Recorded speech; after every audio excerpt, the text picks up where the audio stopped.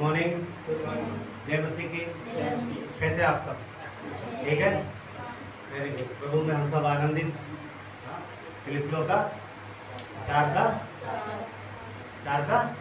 Very good. फिलिपियों का 4 क्या कहता है? प्रभु में सदा आनंदित हो, चाहे गर्मी ज्यादा हो चाहे गर्मी है ना, प्रभु में आनंदित रहो। ठीक है, तो परमेश्वर का धन्यवाद आज के दिन के समय के लिए। अच्छा दिन है जो हम मिलते हैं परमेश्वर में, क्योंकि फिलोशिप बहुत इंपॉर्टेंट है ना। परमेश्वर ने हमें मसीह के देह में लगाया नहीं है, और देह में किस लिए? संगति करने के लिए। तो हम लोग यहाँ पर इकट्ठा हुए परमेश्वर की आराधना और संगति और महिमा के लिए। तो चलिए हम लोग अपने हृदय को तैयार करेंगे और प्रार्थना में जाएंगे और परमेश्वर से अपने आज के लिए मांगेंगे कि वो हमारे हृदय में अपना आनंद भरे और अपनी अगुवाई करे। तो चलिए मैं आंखों को बंद करते और प्रार्थना में जाते। खरे परमेश्वर, धन्यवाद देते हैं आपकी करुणा और दया के लिए। परमेश्वर धन्यवाद प्रभु, आप हमारे राजा हो परमेश्वर, आप हमारे पिता हो परमेश्वर, आप हमारी अगुवाई करते हो परमेश्वर, आप हमारा ध्यान रखते हो परमेश्वर, आप हमारे चरवाहा हो और प्रभु आप हमारे आवश्यकताओं को पूरा करते, आप हमारे शरण स्थान हो परमेश्वर। जब परमेश्वर हम आपके पास करते हैं, हम आप में हैं प्रभु। धन्यवाद देते हैं प्रभु, धन्यवाद देते प्रभु। आज इस समय को प्रभु आपके हाथ में देते हैं, प्रभु आपकी उपस्थिति मांगते हैं। प्रभु आपने ये देह तैयार किए हैं प्रभु यीशु पिता, हम आपकी अगुवाई मांगते हैं। हर एक व्यक्ति कीमती है, हर एक व्यक्ति प्रभु बहुत ही ज़्यादा मूल्यवान है प्रभु जो आपने रखा है, क्योंकि प्रभु आपने हर एक व्यक्ति के लिए अपना रूप बढ़ाया। धन्यवाद प्रभु यीशु, आज के दिन में परमेश्वर पिता हम यहाँ पर आनंद से आपकी आराधना महिमा करते हैं, आपकी शांति मांगते, आपकी उपस्थिति मांगते हो, आपकी कवरिंग मांगते हो। धन्यवाद देते प्रभु, धन्यवाद देते परमेश्वर, क्योंकि आप धन्यवाद की बोल रहे। जब हम हृदय से परमेश्वर आपको आदर देते, आपको महिमा देते हैं, तो परमेश्वर वो महिमा प्रभु जो आपको हम देते हैं परमेश्वर, वो आप डिजर्व करते हो, कोई और नहीं कर पाता, वो आप ही सिर्फ आपके लिए है। धन्यवाद परमेश्वर, आपकी महिमा हो। धन्यवाद है हर एक व्यक्ति को प्रभु इस समय पे लाने में रास्ते में प्रभु दिया, और पूरे समय में हम प्रभु आनंद और प्रभु प्रेम के साथ आपकी आराधना करना, आपसे सुनने का, आपसे सीखने का धन्यवाद देते हैं। आज के दिन के लिए आपकी नहीं धन्यवाद देते हैं। सारा गौरव महिमा आपको देते हैं। आगे के समय को आपके हाथों में देते हैं। प्रार्थना विनती उद्धार करता परमेश्वर पुत्र यीशु नासरी के नाम से आमीन। सभी लोगों को जय मसीह की। आइए हम परमेश्वर की आराधना करेंगे। आज का दिन यहोवा ने बनाया है, हम इसमें आनंदित हो, आनंदित हो। आज का दिन यहोवा ने बनाया है, हम इसमें आनंदित हो, आनंदित हो। प्रभु को महिमा मिले, सारी हो विराजमान। प्रभु को महिमा मिले,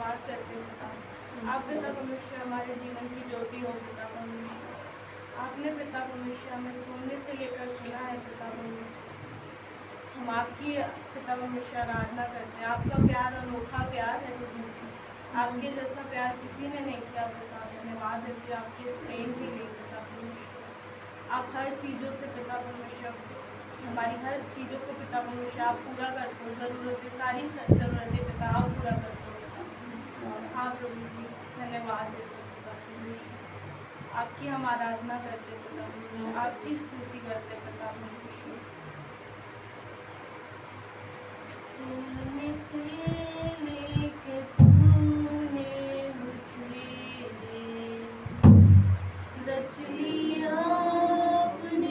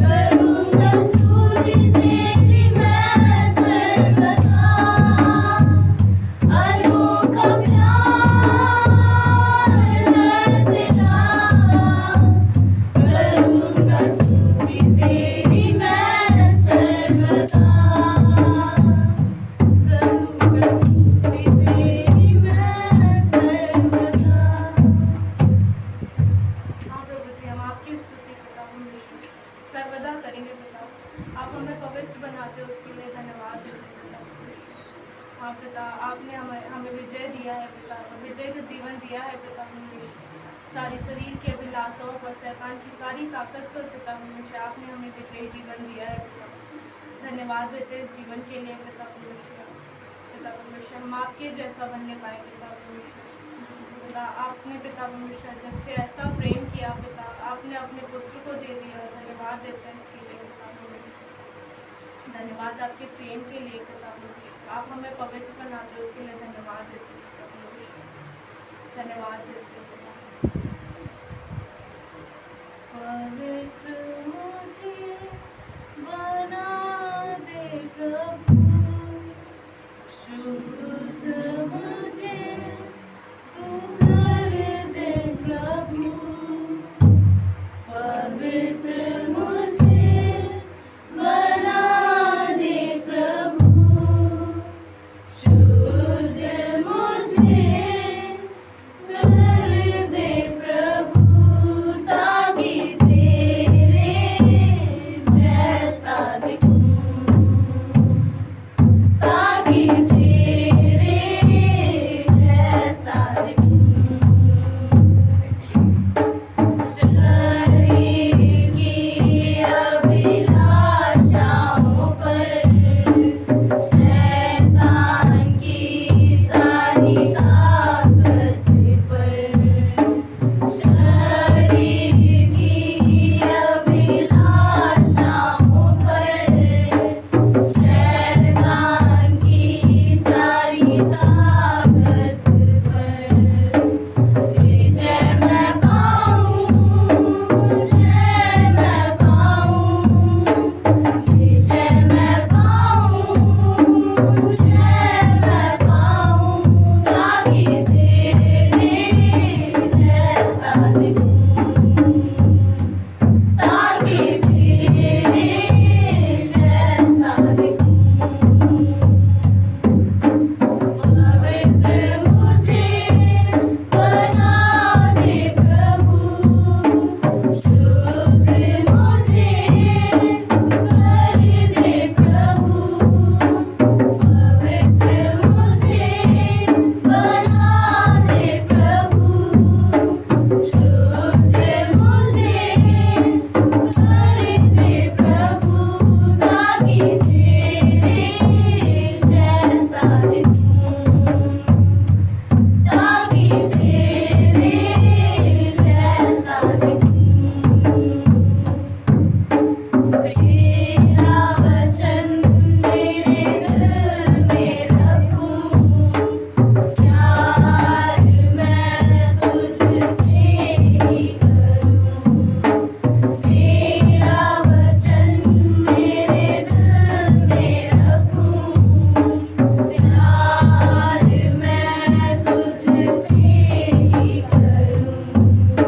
प्रार्थना में फल मैं पाऊं, प्रार्थना में फल मैं पाऊं, ताकि तेरे जैसा दिखूं, ताकि तेरे जैसा दिखूं। पवित्र मुझे बना दे प्रभु, शुद्ध मुझे कर दे प्रभु। पवित्र मुझे बना दे प्रभु, शुद्ध मुझे कर दे प्रभु, ताकि तेरे जैसा दिखूं, ताकि तेरे जैसा दिखूं।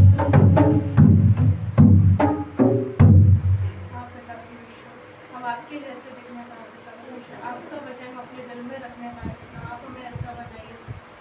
आप पिता भविष्य में प्रार्थना में बल देते हैं, उसके लिए धन्यवाद देते। धन्यवाद देते इस आराधना के लिए पिता। आगे के समय को हम आपके हाथों में देते हैं। जो भी वचन हो पिता आपकी प्रेजेंस में होने पाए, आपकी अगुवाई में होने पाए पिता भविष्य में आप धन्यवाद देते। सारी बातों को आपके सामने रखते, छोटे से गुण प्रार्थना यीशु मसीह के नाम में मांगते हैं, आमीन।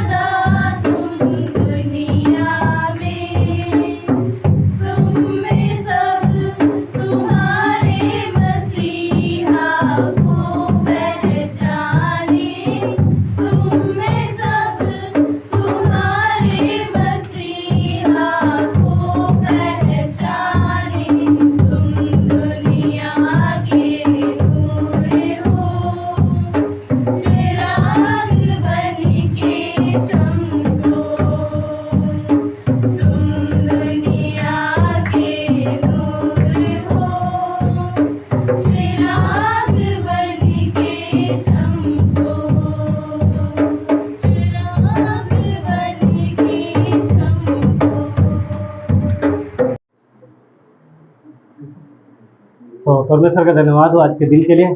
एक बार फिर से सभी फादर्स को फादर्स डे की बधाई। और परमेश्वर ने ये मौका दिया है धरती पर माता पिता बनने का, तो परमेश्वर का भी धन्यवाद। क्योंकि वही हमें अवसर देता है, राइट। तो चलिए हम लोग वचन में जाएंगे। वचन में जाएंगे और मत्ती का 13 अध्याय 44 और नहीं 45 और 46 पढ़ेंगे। 45 और 46। इससे पहले कि पढ़े कुछ चीज़ें देखना, अपने को समझना। इसमें स्वर्ग के राज्य के विषय में बात कर रहा है, ठीक है। चलो वचन पढ़ लेते हैं। क्या लिखा है? फिर स्वर्ग का राज्य एक व्यापारी के समान है जो अच्छे मोती की खोज में था। जब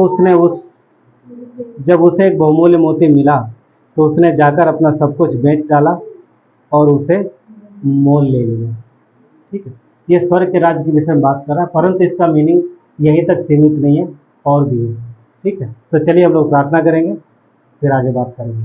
परमेश्वर धन्यवाद देते हैं आपके दया और करुणा के लिए प्रभु, आपकी महिमा हो पिता। परमेश्वर पूरी धरती के प्रभु यीशु जो जीवित है उनके पिता, और जो चले गए उनके भी, जो आने वाले हैं उनके, हर एक प्राणी के पिता आप ही हो परमेश्वर। और आप हमारे व्यक्तिगत पिता भी हो प्रभु, क्योंकि आपने हमें बचाया है, आपने हमें अपने निज संतान बनाया, और हम हमेशा आपके साथ रहेंगे, हमेशा आपके पास रहेंगे। और प्रभु हम कभी अलग नहीं होंगे। कई बार धरती के माता पिता से हम अलग हो जाते हैं, परंतु हम आपके साथ हमेशा रहेंगे।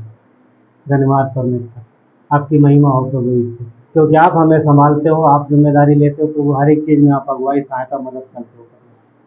धन्यवाद देते हैं प्रभु, आपका राज्य प्रभु इस धरती पर आए, और प्रभु यीशु आपकी महिमा हो पिता हम सबके जीवन में। आगे के समय को आपके हाथों में देते हैं, पवित्र आत्मा आपकी अगुवाई मांगते हैं, अपने हृदय की सुरक्षा मांगते हैं परमेश्वर। पूरे मन से, संपूर्ण हृदय से प्रभु हम आपके पास आते हैं परमेश्वर, और आपकी ओर अपने हृदय और कान दोनों को लगाते हैं। धन्यवाद देते हैं, सारा आदर गौरव महिमा आपको देते हैं, यीशु नासरी के नाम से मांगते हैं, आमीन।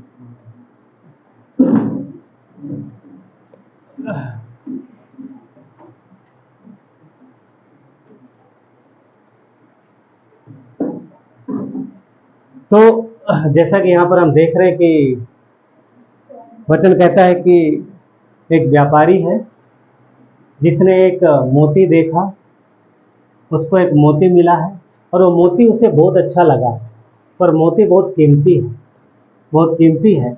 वचन कह रहा है कि उस मोती को खरीदने के लिए उसने अपना सब कुछ बेच दिया। बड़ा व्यापारी है, सब कुछ बेच दिया उसने अपना, और सब कुछ बेच करके, सब कुछ बेच दिया, और सब कुछ बेच के वो मोती क्या किया?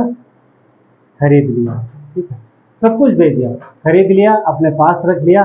अब वो आनंदित है और खुश है, वो खुश है। क्यों?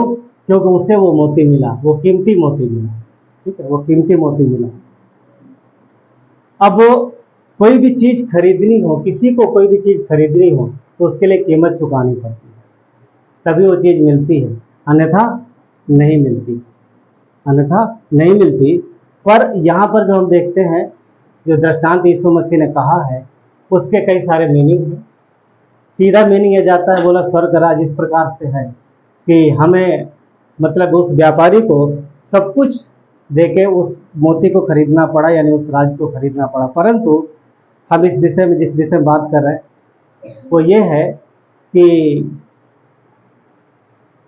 परमेश्वर, उस तरीके से कह सकते हैं कि परमेश्वर वो व्यापारी है जिसने एक मोती खरीदा है अपना सब कुछ देकर, अपना सब कुछ देकर। वचन कहता है कि परमेश्वर के पास एक ही पुत्र था। कितने थे? एक ही पुत्र था, एक ही पुत्र था, और वही सब कुछ था उसके लिए। पर उसने भी, परमेश्वर ने अपने उस पुत्र को, उस पुत्र के बदले, बोल सकते हैं उस पुत्र के बदले हमें आपको खरीदा है। समझे? अपने बेटे को दे करके उसने हमें आपको खरीदा है।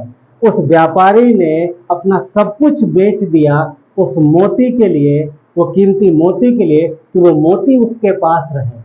सेम ऐसे ही है, हम और आप परमेश्वर के लिए इतने कीमती हैं, इतने वैल्यूएबल हैं कि उसने हमें छोड़ा नहीं, क्योंकि उसने भारी कीमत चुकाई है। वो कीमत इतनी ज़्यादा है, वो कीमत इतनी बड़ी है कि हम और आप बयान नहीं कर सकते। फिर भी उसने हमें आपको लिया, हमें आपको खरीदा, क्योंकि हम ज़्यादा थे, हम और आप ज़्यादा कीमती। इसी बात से आप अपनी अहमियत समझ सकते हो, आप अपनी वैल्यू समझ सकते हो परमेश्वर की नज़र में, कि हम उसके नज़र में कितना कीमती हैं। वचन कहता है कि उसने हमें खरीद लिया है और अपनी निज संतान बना लिया। हम उसके संतान हैं। परमेश्वर का राज्य स्वर्ग में है, धरती पर नहीं है। परंतु परमेश्वर चाहता है कि उसका राज्य धरती पर ही हो, धरती पर भी हो। पर वो राज्य कहाँ होगा, कैसे होगा, कैसे होगा? मसीह की देह में। आज परमेश्वर की इच्छा कहाँ पूरी हो रही है? मसीह की देह में, उसकी देह में, उसकी कलीसिया में, उसके लोगों में उसकी इच्छा पूरी हो रही है, और कहीं उसकी इच्छा पूरी नहीं हो रही। उसने हमें आपको खरीदा है, इसलिए ताकि हम उसकी संतान कहलाएं और वो हम में राज करे, हम में राज करे और हमारे द्वारा आगे राज करे। उसने हमें एक कलीसिया में रखा है, एक छोटे झुंड में रखा है, और वो राज्य उसने किसको दिया? कलीसिया को दिया। क्या संसार में परमेश्वर का राज्य है? नहीं है। मगर कहाँ पर है? कलीसिया में।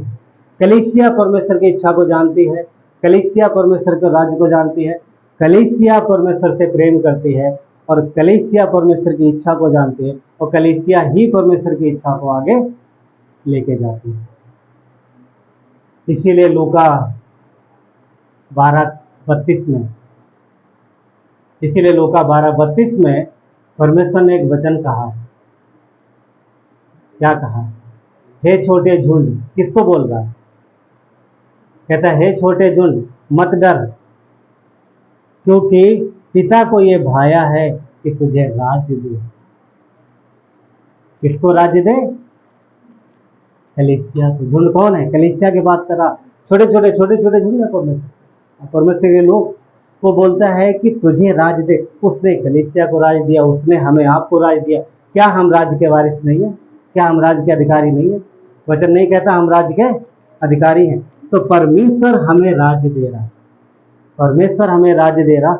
उसने हमें बुलाया है, उसने हमें बुलाया। कहाँ पर? मसीह की देह में, कलीसिया में बुलाया। कितने लोग जानते हैं कलीसिया के बारे में? कलीसिया क्या है एक्चुअली? जोर से बोलो। संसार से बुलाए हुए, संसार से अलग किए हुए लोग, बुराई से अलग किए हुए लोग, पाप से अलग किए हुए लोग, मसीह के लहू से धोए हुए लोग। जहाँ पर परमेश्वर ने उनको इकट्ठा किया, उसको कलीसिया बोलते हैं। वो कलीसिया है। और कलीसिया को बोला कि मैं तुम्हें राज्य दे रहा हूँ। राज्य किसका होता था? राज्य पे राज्य कौन करता है? राजा ना, राजा राज करता है। तो क्या यीशु हमारा राजा है या नहीं है? है ना? वो राजाओं का राजा। पर पहले भी राजा होते थे ना, पहले भी राजा होते थे। तो पहले राजा होते थे, और राजा जिस राज्य में राजा होता था, उस राज्य में उसका नियम और कानून चलता था कि नहीं चलता था? यीशु के पास एक सिक्का लेके आए ना, याद है?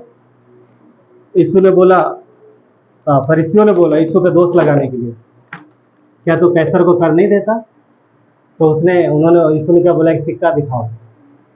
तो लोग सिक्का दो। तो यीशु को उन्होंने सिक्का दिया, और सिक्का निकाल के यीशु ने बोला किसकी फोटो है, किसकी छाप लगी सिक्के पर?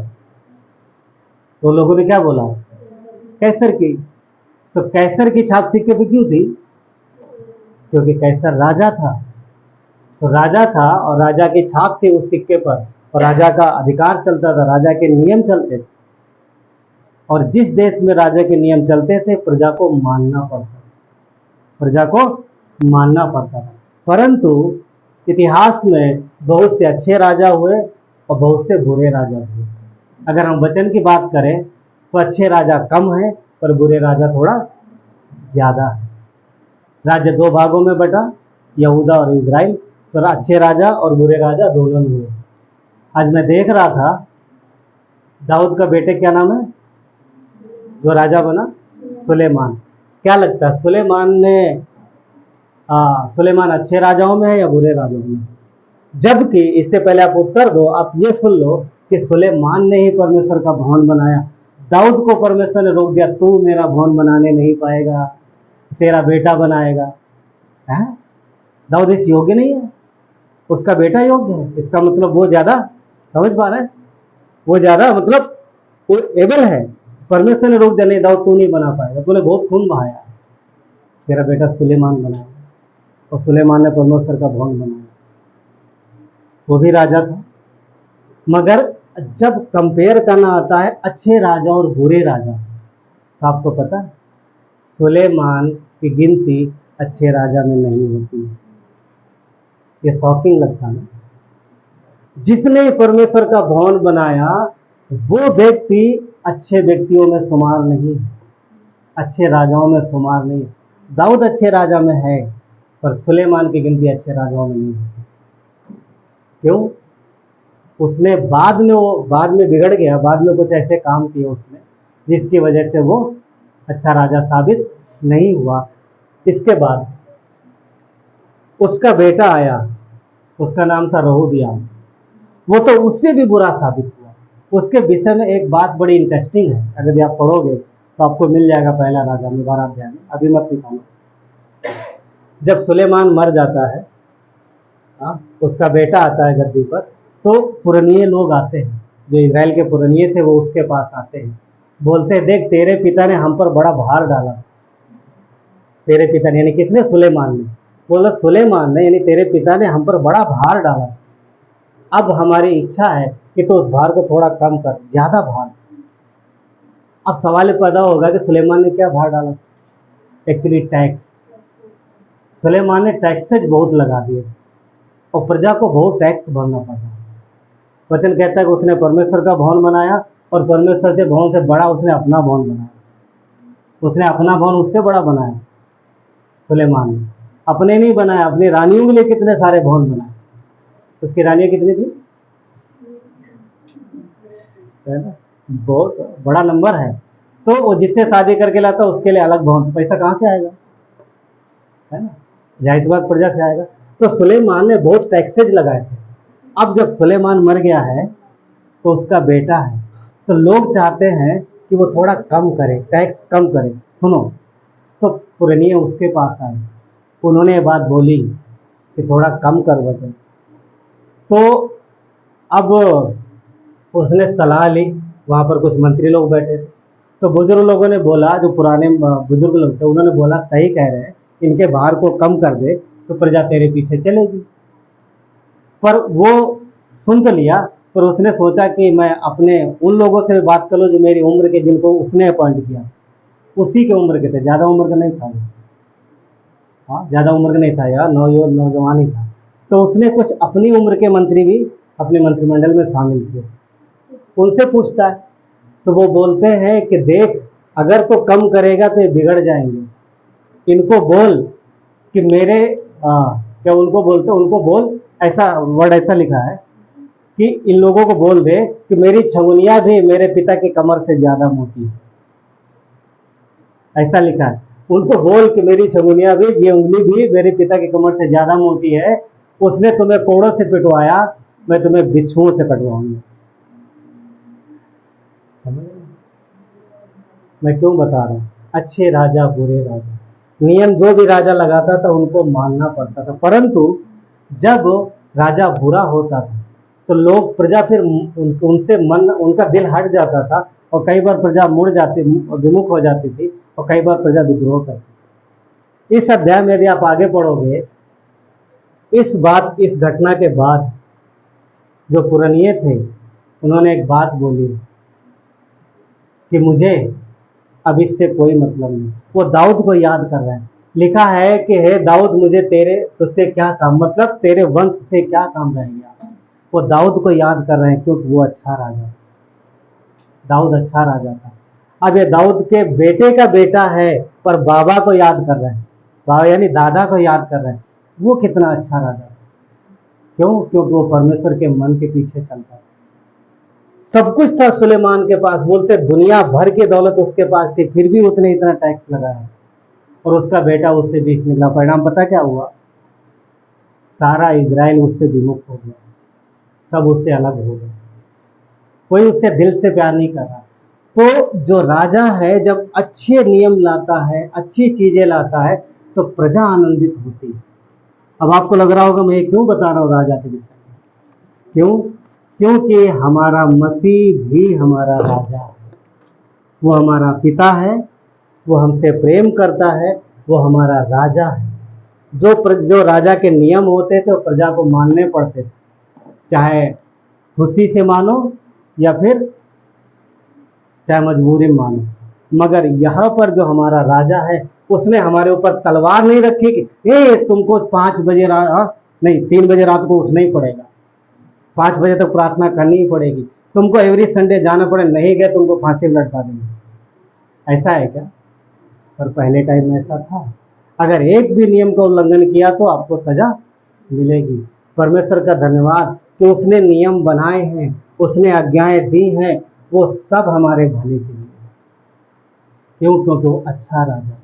आपके पास जो पुस्तक है उसमें परमेश्वर की इच्छा है, उसमें हमारे लिए परमेश्वर ने कुछ नियम और योजनाएं बनाई है। वो हमारा पिता है। अफकोर्स वो राजा है और वो पिता भी है, वो पिता भी है। इसमें उसने अपनी योजनाएं रखी हैं, इसमें अपने प्लान रखे हैं, इसमें आपके लिए बहुत कुछ है। जब हम इसके नज़दीक आते हैं, इसके वचनों को पढ़ते हैं, मेडिटेशन करते हैं, सोचते हैं, तो परमेश्वर की आवाज़ हम सुनते, वो हमें रास्ता दिखाता है। वचन क्या कहता है? कि उसके सारे वचन अच्छे हैं, वो हमें मार्ग दिखाते हैं। ये नियम है। वो राजा है, कैसे उसका राज्य हमारे जीवन में आएगा, कैसे हम पिता की इच्छा पूरी करेंगे? क्योंकि हमारा पिता है, तो बच्चों का फर्ज है कि पिता की इच्छा पूरी करें। क्यों? क्योंकि पिता ने उनके लिए मेहनत की।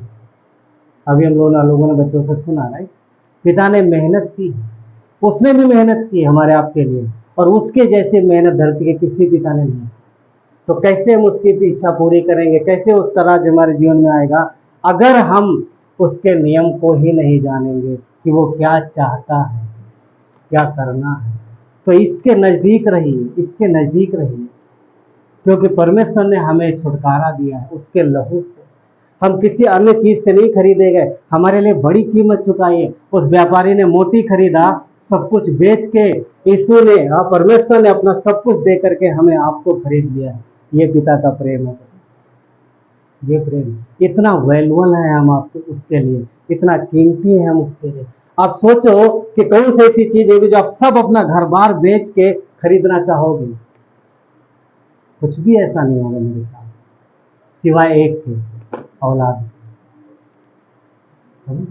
जब औलाद को बनाती है तो माता पिता सब कुछ बेचने पर तैयार हो जाते कि मेरा बच्चा बचना चाहिए, समझ रहे? और परमेश्वर के पास तो एक ही बच्चा था, उसने वो भी दे दिया कि मेरे ये बच्चे बचने चाहिए। हम और आप कितना कीमती है ये सोचिए। ये पिता का प्रेम है, ये पिता है जो सब कुछ देने के लिए तैयार है। उसने हमें, वचन कहता है कि हम यीशु के लहू से छुटकारा पाए। पहला पत्रस 18:19 में, किसी और से चीज से हमारा छुटकारा नहीं हुआ है, उसके नाशवान, ना किसी नाशवान वस्तु से नहीं, पर उसके निष्कलंक मेमने के लहू से, निर्दोष और निष्कलंक मेमने, उससे हमारा छुटकारा हुआ है। और वो हमारा परमेश्वर है। अब सोचो, जो इतना प्यार करता है, जो इतनी कीमत चुकाता है, क्या वो हमारे आपके लिए भला नहीं सोचेगा? समझ पा रहे हैं आप? जिसने इतनी बड़ी कीमत चुकाई है, क्या हम उसके लिए इतना कीमती है, क्या वो हमारे विषय में अच्छा नहीं सोचेगा? क्या वो नहीं चाहेगा कि आपके जीवन में अच्छा हो? चाहेगा ना। तो उसके सारे नियम भले हैं, उसकी सारी योजनाएं भली हैं, परंतु कई बार हमें अच्छे नहीं लगते, मगर हमें अच्छे लगते। वो चाहता है कि हम उसको समझें, बड़े कीमती हैं वो। किसके लिए? हमारे आपके लिए। जितना भी वचन इसने दिया है उसने खुद के लिए नहीं, हमारे लिए दिया, हमारे लिए दिया।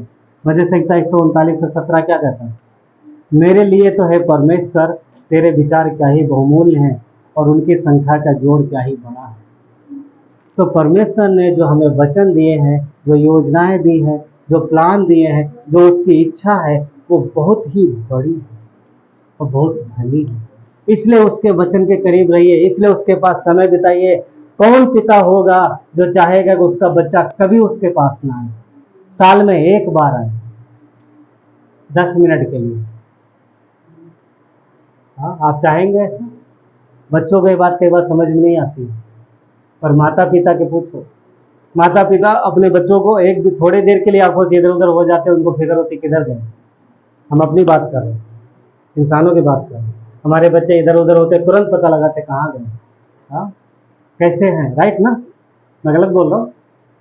कोई हाँ नहीं बोल रहा, सब हाँ ऐसे हैं, सब चुपचाप बैठे हैं, सही बोल।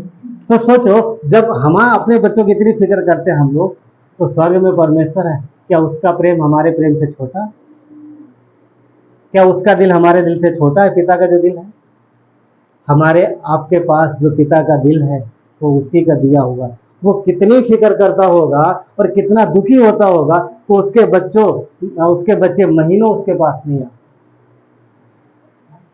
सब अपने में व्यस्त रहते, बिजी रहते, व्यस्त रहते, बिजी रहते। क्या अच्छी बात है? पिता का दिल है, वो हमें सब कुछ दे। वो कहता है उसे भाया को हमें राज्य दे, मगर राज्य लेने के लिए हमें उसके पास जाने की जरूरत है। पर कई बार हम कहीं और ढूंढते रहते हैं। उसका हर एक वचन सिद्ध है, वजह से 18:30 उसके मार्ग सिद्ध है, उसका वचन ताया हुआ है, और वो सब जो उसके पास आते उनकी वो ढाल है, वो सुरक्षागर है।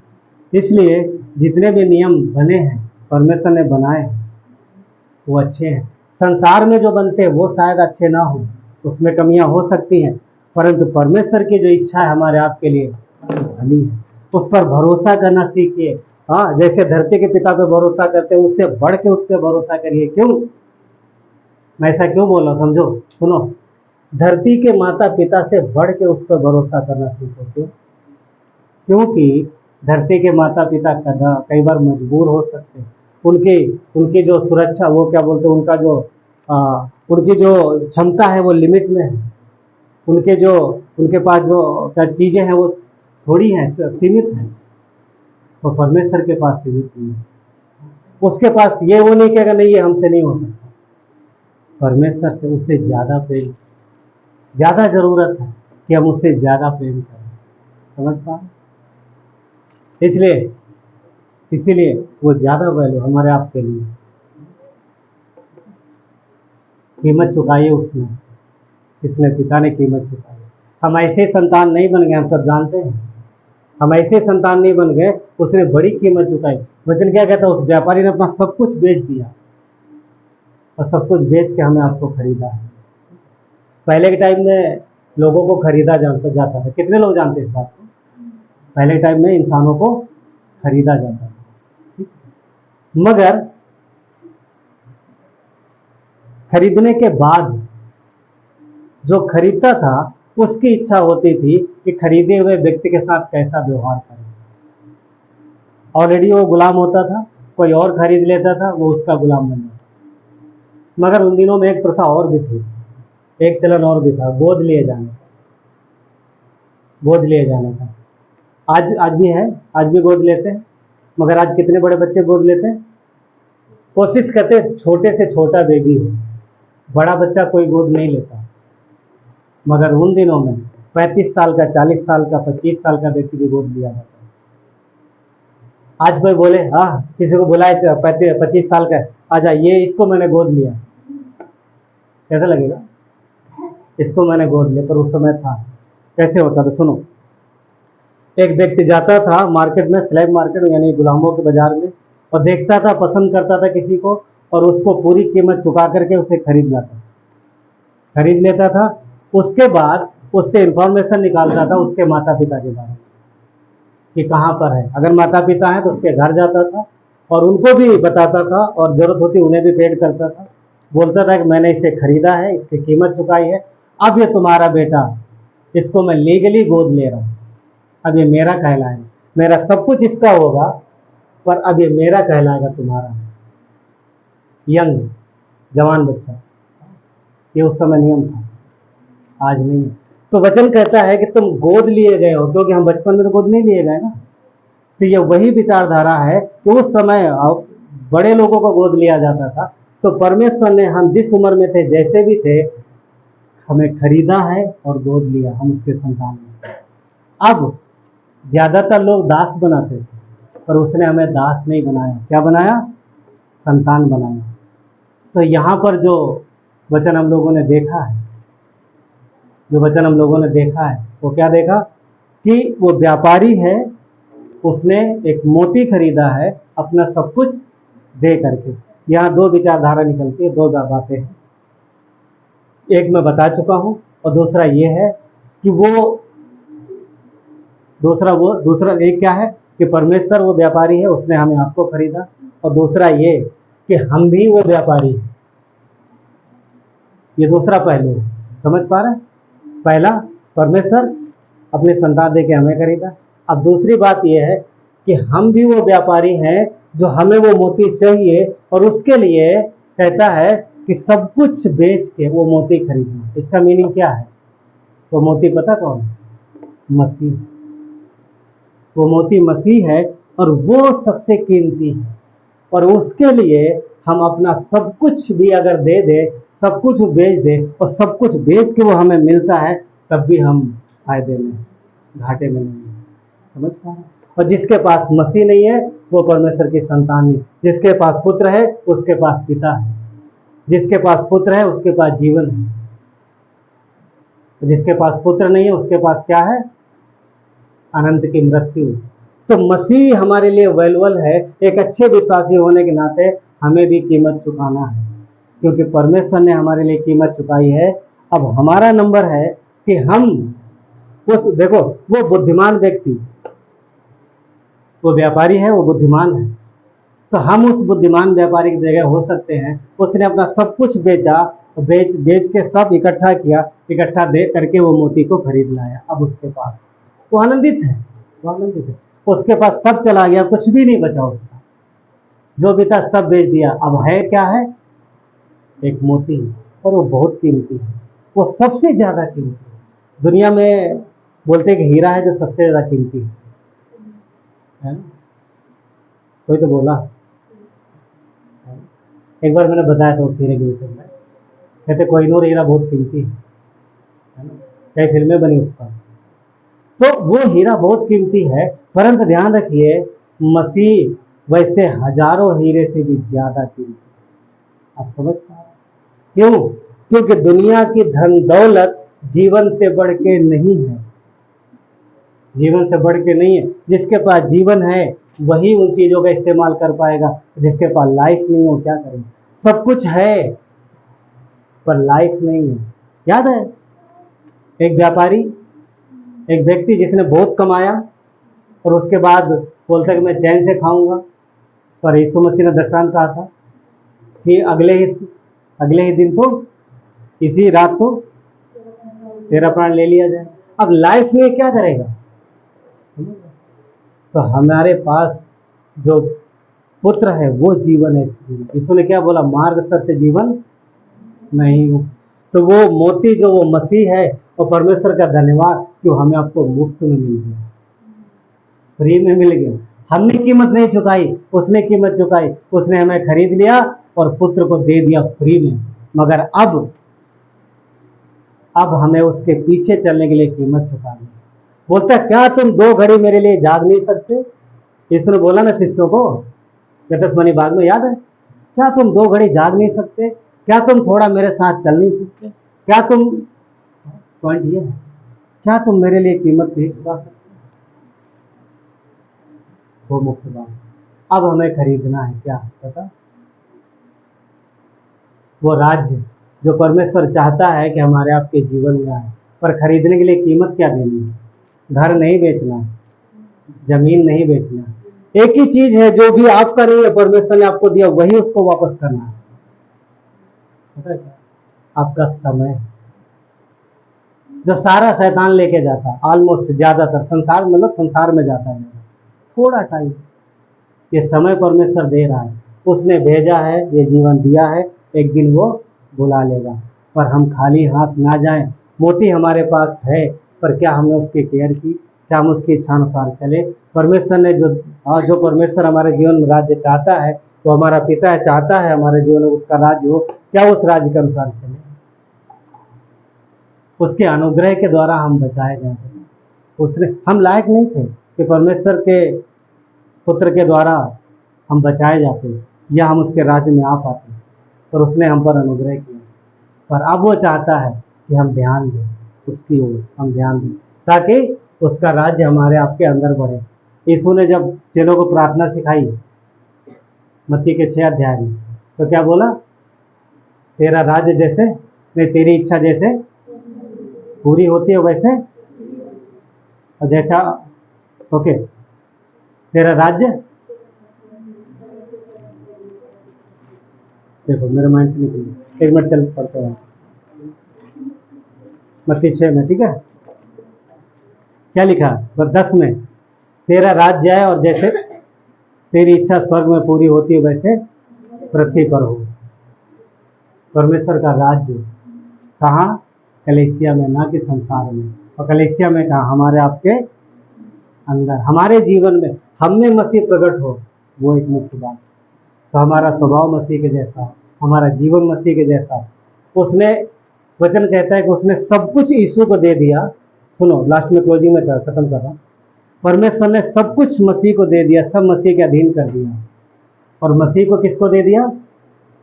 मसीह को उसने कलीसिया को दे दिया। आप समझ रहे हैं? सब कुछ उसके अधिकार में है और मसीह कलीसिया के पास है, संसार के पास नहीं है। तो यीशु हमारा है, वो हमारे पास है, और जो हमारे पिता का है वो हमारा है।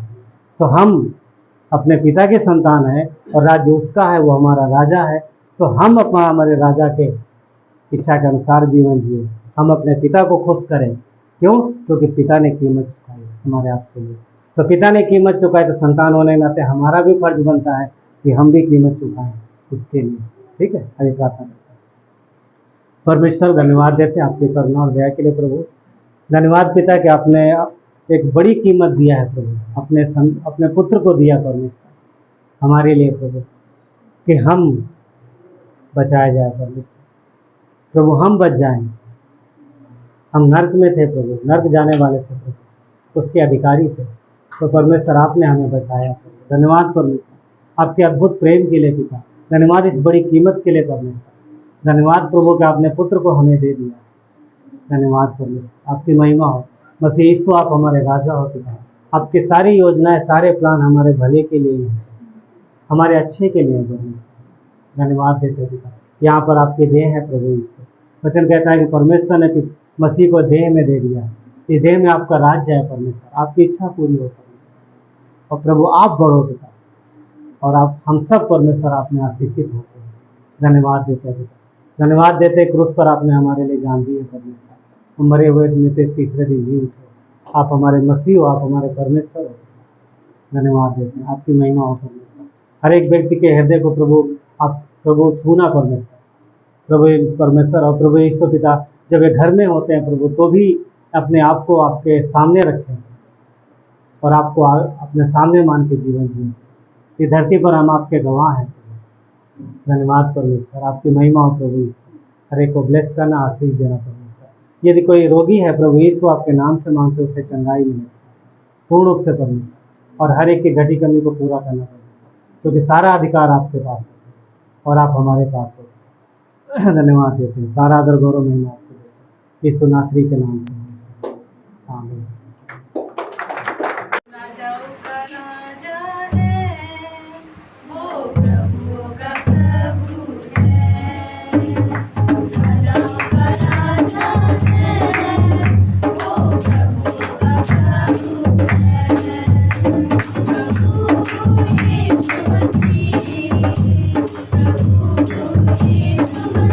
प्रभु यीशु मसीह।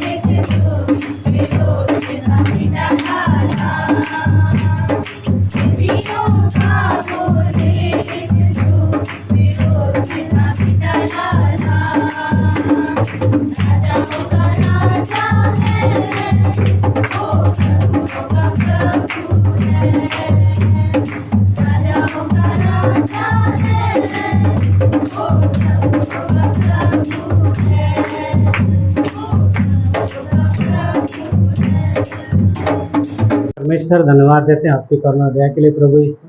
धन्यवाद आज के समय के लिए परमेश्वर। अद्भुत रीत से प्रभु आप अपने बच्चों के जीवन में काम करते हो। धन्यवाद प्रभु, आपने हमें संभाला है परमेश्वर, आपने हमें सुरक्षा दी है और प्रभु बड़ी कीमत दे करके आपने हमें खरीदा है। हम संसार के थे, संसार में प्रभु हम तकलीफ में थे, परेशानी में थे, शैतान के कब्जे में थे और प्रभु अनंत मृत्यु की ओर बढ़ रहे। और धन्यवाद, आपने उन सारी जगहों से हमें निकाल लिया बाहर। अब हम आपकी संतान हैं, अब हम आपके पास हैं, अब हम आपके निकट हैं प्रभु। और आपने हमारे लिए बड़ी अच्छी योजना बनाई है, अच्छा प्लान किया। धन्यवाद प्रभु यीशु, जो भी सा वचन दिए परमेश्वर वो हमारे लिए भले है प्रभु। राजा होने के नाते आपने प्रभु जो भी इच्छा हम पर प्रकट की वो हमारे लिए भली है और हम आनंद से इन आज्ञाओं पर, इन इच्छाओं के पीछे चले पिता, क्योंकि सब कुछ हमारे लिए प्रभु, सब कुछ प्रभु आपने अपने लोगों के लिए किया पिता। धन्यवाद परमेश्वर इस देह के लिए प्रभु यीशु, आपकी महिमा हो परमेश्वर। हर एक व्यक्ति को प्रभु अपने आपके हाथों में देते परमेश्वर, अपने वचनों से भरना प्रभु यीशु, अपना अनुग्रह देना परमेश्वर, अपने आशीषें देना प्रभु यीशु, आपकी चंगाई देना परमेश्वर, आपकी सुरक्षा देना प्रभु यीशु। और पिता परमेश्वर आपके साथ आगे बढ़ने में प्रभु यीशु सहायता मदद करना। जीवन में जो कुछ भी तकलीफ परेशानियां हो रही लोगों के प्रभु उन सबको दूर करना परमेश्वर। प्रभु यीशु जो जिन्हें बीमारी है प्रभु, जिन्हें तकलीफ है, बस प्रार्थना करते हैं उनकी तकलीफ को दूर करना। तो परमेश्वर आप चंगाई देना पिता। धन्यवाद देते परमेश्वर प्रभु, आप हमारे पिता हो। आज फादर्स डे परमेश्वर, तो आप हमारे पिता हो परमेश्वर, सबके पिता हो प्रभु, आप हमारे पिता के भी पिता हो परमेश्वर। धन्यवाद प्रभु यीशु, आपकी महिमा हो परमेश्वर। धन्यवाद देते हैं, सारा आदर गौरव महिमा आपको देते हैं। उद्धार करता यीशु नासरी के नाम से, आमीन।